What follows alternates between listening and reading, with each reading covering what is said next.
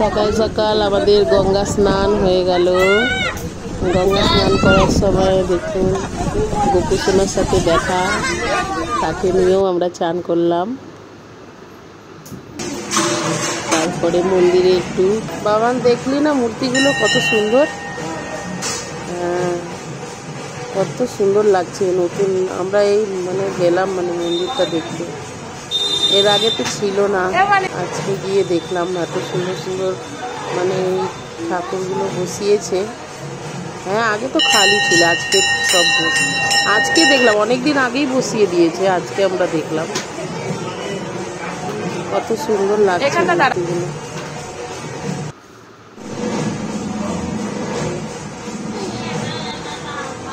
আজকে দেখে একদম মনটা খুশ হয়ে গেল, কত সুন্দর সুন্দর মূর্তি বসানো আছে। আজকে ভালো দিন, গঙ্গা পুজো, আজকে গঙ্গা স্নানও হলো, ভগবানের দর্শনও হলো।